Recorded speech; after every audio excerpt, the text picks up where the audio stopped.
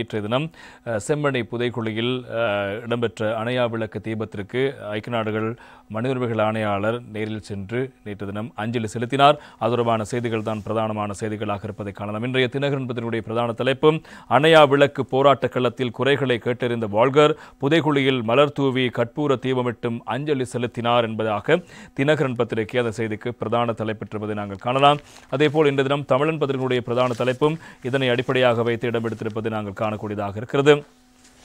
ஐநா ஆணையாளர் வால்கர் வடக்கு கிழக்கு விஜயம், செம்மணி துயரத்தை நேரடியாக ஆராய்வு, பாதிக்கப்பட்ட மக்களின் கருத்துக்களையும் கேட்டறிந்தார் என்பதாக இன்று தினம் தமிழன் பத்திரிகையிலும் தொடர்பான செய்திக்கு பிரதான தலைப்பெற்றிருப்பதை நாங்கள் காணக்கூடியதாக இருக்கிறது.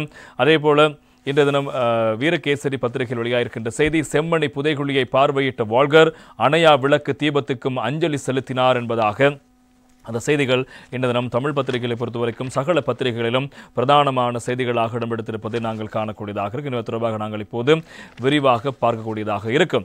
இலங்கைக்கு விஜயம் மேற்கொண்டுள்ள ஐக்கிய நாடுகள் மனித உரிமைகள் பேரவையின் ஆணையாளர் வால்கர் டாக் நேற்று மாலை யாழ்ப்பாணத்துக்கு விஜயம் செய்ததோடு செம்மணி மனித புதைகுழியையும் பார்வையிட்டார். மேலும் அணையா விளக்கு தீபத்துக்கு ஆணையாளர் அஞ்சலி செலுத்தினார் என்பதாக அந்த செய்தி தொடர்பதை நாங்கள் காணக்கூடியதாக இருக்கிறது. உலங்கு வானூர்தி மூலம் யாழ்ப்பாண மத்திய கல்லூரி மைதானத்தை வந்தடைந்த ஆணையாளர் செம்மணி மனித புதைகுழி காணப்படும் சிந்துபாத்தி இந்து மயானத்துக்கு சென்று புதைகுழிகளை நேரில் பார்வையிட்டார்.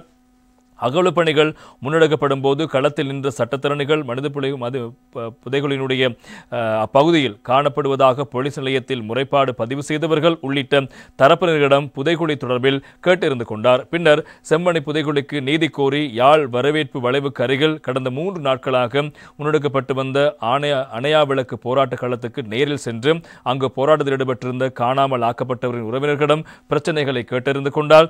அத்தோடு படுகொலை செய்யப்பட்டவர்களின் நினைவாக ஏற்றப்பட்ட இந்த அணையா தீபத்துக்கு முன்பாக மலர் தூவி நேற்று தினம் அவர் அஞ்சலியும் செலுத்தினார் என்பதாக அந்த